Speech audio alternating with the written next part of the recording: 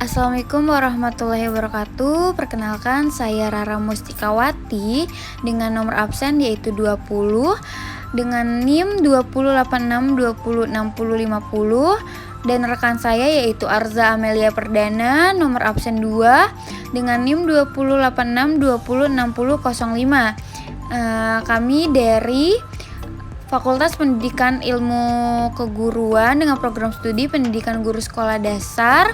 Kami akan memenuhi untuk ujian tengah semester dari Bahasa Indonesia kelas tinggi dan kami di sini akan memaparkan tentang karangan eksposisi. Pengertian karangan eksposisi. Dalam Kamus Besar Bahasa Indonesia disebutkan bahwa karangan eksposisi adalah karangan yang berupa petunjuk, uraian, atau paparan tentang suatu maksud dan tujuan. Melalui tulisan eksposisi, seseorang bisa menjelaskan atau menerangkan suatu kejadian atau peristiwa sehingga menambah pengetahuan membaca. Karangan eksposisi atau paparan adalah karangan yang tujuannya memberikan informasi kepada pembaca agar pembaca memperoleh informasi yang lengkap tentang suatu objek sehingga pengetahuan pembaca bertambah. Kata eksposisi itu sendiri berasal dari bahasa Inggris, yaitu exposition, yang justru berasal dari bahasa Latin, yaitu yang artinya kurang lebih membuka atau memulai. Biasanya karangan eksposisi banyak digunakan dalam pemberitaan di surat kabar. Ciri-ciri karangan eksposisi. Yang pertama, paparan itu karangan yang berisi pendapat, gagasan, atau keyakinan. Yang kedua, paparan memerlukan fakta yang diperlukan dengan angka, statistik, peta, dan grafik. Yang ketiga, paparan memerlukan analisis dan sintesis. Yang keempat, paparan menggali sumber ide dari pengalaman, pengamatan, dan penelitian, serta sikap dan keyakinan. Yang kelima, paparan menjauhi sumber daya khayal. Yang keenam, bahasa yang dipergunakan adalah bahasa yang informatif dengan kata-kata yang denotatif atau sebenarnya. Yang ketujuh, penutup paparan berisi penegasan. Jenis karangan eksposisi. Terdapat 3 jenis karangan eksposisi menurut Mariskan tahun 1992, yaitu yang pertama ada lukisan dalam eksposisi. Lukisan dalam eksposisi adalah paparan yang mempergunakan lukisan supaya karangan paparan ini tidak kering. Contohnya autobiografi, kisah perampokan, atau peristiwa kecelakaan. Yang kedua ada eksposisi proses. Eksposisi proses yang memaparkan atau menjelaskan proses terjadinya sesuatu. Misalnya, proses pembuatan nasi goreng, proses berdirinya organisasi, proses mempergunakan sebuah alat. Yang ketiga, ada eksposisi perbandingan. Eksposisi perbandingan dalam memperjelas paparan sering digunakan perbandingan di antara dua atau lebih hal. Selanjutnya ada tujuan karangan eksposisi, di mana tujuan karangan eksposisi menurut Etty terdapat 4 karangan. Yang pertama yaitu ada memberi informasi atau keterangan yang sejelas-jelasnya tentang objek meskipun pembaca belum pernah mengalami atau mengamati sendiri, tanpa memaksa orang lain untuk menerima gagasan atau informasi. Yang kedua ada memberitahu, mengupas, menguraikan atau menerangkan sesuatu. Yang ketiga ada menyajikan fakta atau gagasan yang disusun sebaik-baiknya sehingga mudah dipahami oleh pembaca. Yang keempat digunakan untuk menjelaskan hakikat sesuatu, memberikan petunjuk, mencapai atau menerangkan sesuatu, menguraikan proses, dan merangkai pertalian antara suatu hal dengan hal lain. Selanjutnya yaitu ada langkah-langkah menulis karangan eksposisi. Menurut Dalman 2015 terdapat 5 langkah menyusun karangan eksposisi. Di antaranya yang pertama yaitu ada menentukan topik atau tema, di mana menentukan topik ini dipilih misalnya tentang ekonomi, politik, transportasi publik, kesehatan, pendidikan, dan lain-lain. Yang kedua yaitu ada menentukan tujuan, di mana kita dalam merangkai sesuatu harus mempunyai atau perencanaan tujuan yang akan kita capai. Yang ketiga yaitu mendapatkan data sesuai dengan topik, di mana kita harus mencari atau menelaah data-data sebelum kita masukkan ke dalam karangan eksposisi kita yang akan kita buat.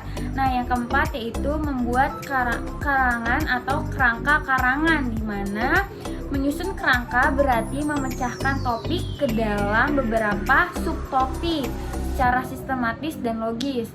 Susunan mengikuti tesis, argumentasi, dan pengesahan ulang. Yang kelima yaitu ada mengembangkan kerangka menjadi karangan eksposisi, di mana langkah selanjutnya itu mengembangkan subtopik-subtopik yang kita sudah dapatkan tersebut menjadi teks yang utuh. Satu subtopik dapat dikembangkan menjadi satu paragraf atau lebih. Pada tahap penulisan ini harus mampu menyajikan fakta-fakta dan alasan logis sekaligus memilih kata dan istilah yang sangat tepat. Jadi ini adalah langkah-langkah yang terakhir. Dilanjut dengan contoh karangan eksposisi, di mana yang pertama ada contohnya yaitu eksposisi definisi. Eksposisi definisi ini merupakan karangan yang memberikan penjelasan atau pemaparan tentang topik tertentu. Karangan jenis ini biasanya ditemukan dalam buku pelajaran. Penulis biasanya menjelaskan tentang apa dan bagaimana sebuah topik tersebut. Fokus pada karangan eksposisi definisi ini yaitu penggambaran karakteristik topik. Yang kedua yaitu ada eksposisi proses, di mana eksposisi proses merupakan karangan yang memaparkan tentang langkah-langkah atau cara-cara dalam melakukan sesuatu. Contohnya seperti proses pembuatan tempe, di mana kita susun yang pertama yaitu ada tesis. Tesis ini di dalamnya terdapat misalkan tempe merupakan salah satu makanan khas Indonesia yang sudah tidak asing di mata dunia. Tempe dibuat dengan memanfaatkan proses fermentasi pada biji kedelai. Bahan lain yang digunakan untuk pembuatan tempe yaitu Rhizopus oligosporus atau lebih dikenal dengan ragi. Fermentasi pada kedelai dengan bantuan ragi, tempe inilah yang akan menghasilkan makanan tempe. Yang kedua yaitu ada argumentasi. Secara umum proses pembuatan tempe dimulai dengan tahapan perebusan, pengupasan, perendaman, pencucian, inkulasi dengan ragi, pembungkusan, dan yang terakhir fermentasi. Bungkus yang digunakan pada tahap pembungkusan biasanya digunakan daun pisang. Namun jarang pembungkusan tersebut digantikan oleh plastik atau juga daun jati. Tahapan fermentasi dapat dilakukan pada suhu 20 derajat Celcius hingga 37 derajat Celcius selama 18 sampai dengan 36 jam. Ketiga yaitu ada penegasan ulang, di mana proses pembuatan tempe relatif mudah, namun bukan berarti lolos dari kegagalan. Kegagalan dalam pembuatan tempe biasanya diakibatkan oleh suhu ruangan yang tidak stabil atau tidak tepat, bahan kedelai yang kurang bagus, atau kualitas dari ragi tempe itu sendiri.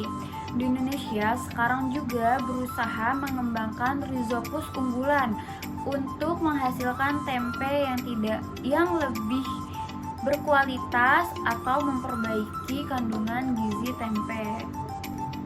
Yang ketiga yaitu ada eksposisi ilustrasi, di mana eksposisi ini merupakan karangan yang memaparkan informasi disertai gambar atau penjelasan yang bersifat konkret.